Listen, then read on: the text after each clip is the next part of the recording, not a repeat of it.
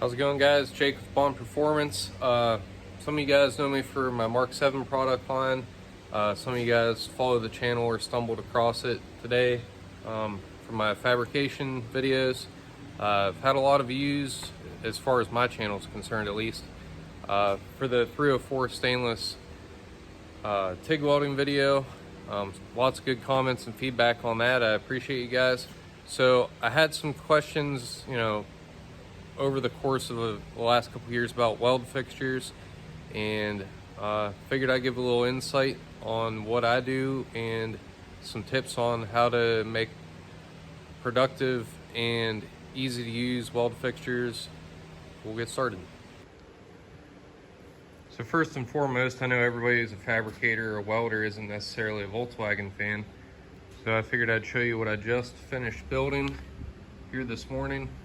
This is a turbo back exhaust for 2018 through 2021 Volkswagen GTI. It is, for the most part, extruded 3A certified 304 stainless steel. There is one mandrel bend at the top of the downpipe just to be able to do the most heat critical piece of it with minimal welds. It's got a GE SI 400 cell EPA approved cat. I believe that's rated for 500 or 550 horsepower. So just showing you these pieces isn't just to gain credibility with guys who don't know who I am, not familiar with my work, but also to point out some of the most basic things you need to consider when building a weld fixture. So one of them is availability.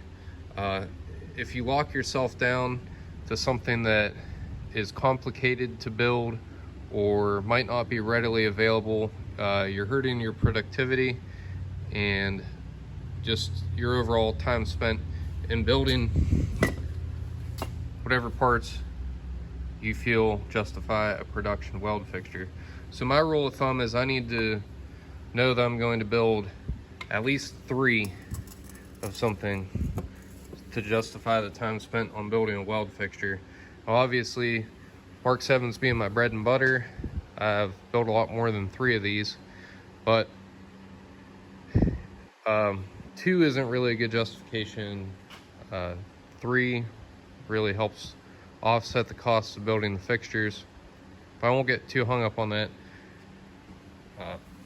Not going to get too deep into stuff you guys might already know.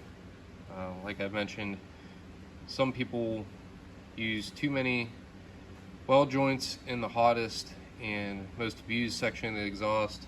The biggest thing though, even if you want to do pie cuts, I mean, you can go wild with how many welds you want to use as long as everything's properly back purged and a good full penetration weld. But you guys already knew that. So walk over here and show you some of the weld. We'll bring this with us. So I'm actually getting ready to build another one of these down pipes. So I've got my weld fixture out.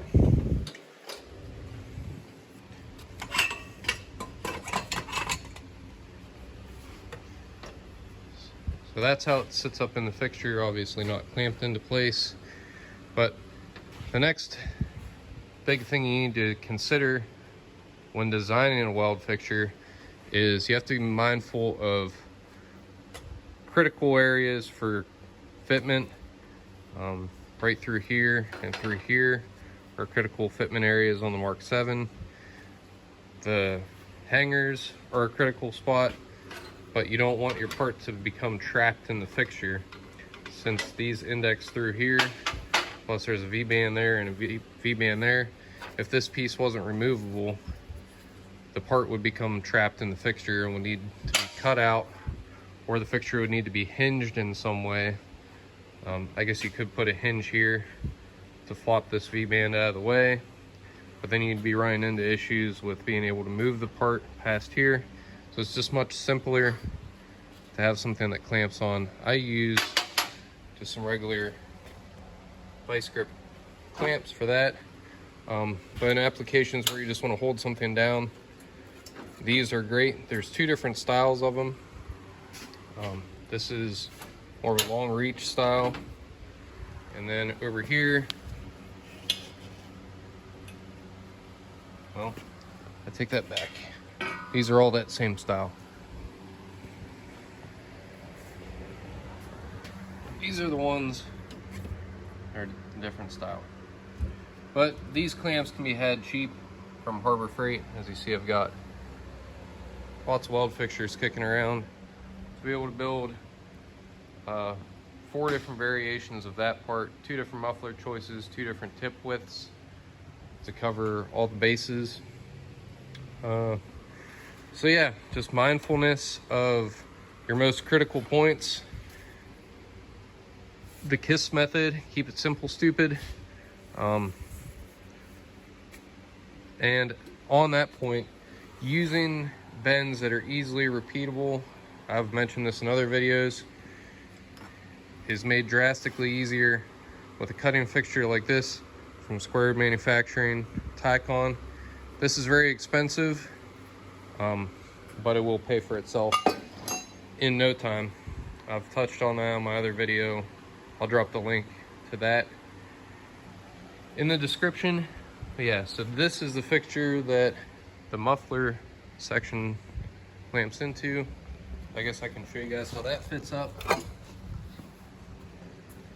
Sorry for the poor production quality here. I'm a lot of things, but tech savvy isn't really one of them. So I'm not gonna invest a whole lot of my time and effort to editing. Sorry about that. Maybe someday if the YouTube channel makes me millions, like old Cleater McFarlane from McFarlane Fabrications. But as you can see, simple. You want to make sure that your endpoints are both secured. Any place there's a hanger needs to be secured. And then again, critical contact points that would cause issues with the car. Now don't be afraid to leave yourself notes. Sometimes I don't use these weld fixtures for months at a time. So I don't know if you've noticed, I've written myself notes to keep things streamlined. This is the overhang off the back of this one. That was the original trimming of the U-bends. This is how much to take off here when it's laid up in that cutting fixture. So these are extremely repeatable. And I always prep a couple of them at a time because it is kind of a lot of work to end up with this from this. The original cut on these is easiest for me to do on my abrasive chop saw you might have caught over there on the fixture shelf. And then the final cuts made on the bandsaw, just because clearance becomes an issue and I'm actually not able to use the cut-in fixture because of that clearance here. So again, make sure you're very mindful with your prototype or your original part the weld fixture is going to be made from. Had I not found this mandrel bent piece that does clear my saw and can be repeated with simple marks, measurements, cuts, that would have made this part more expensive and more time consuming to build. So anyway, I hope I didn't ramble too much. I hope this helps you guys. Like I said, I'll drop the link to that other video in the description. And thanks for watching. Just a few more notes on this video I wanted to add here at the end. Things that might just be something everybody knows, but I don't want anybody to feel excluded if you're new to this and you wish all the little bits and pieces that you might not have picked up from other videos or from past experience come into play.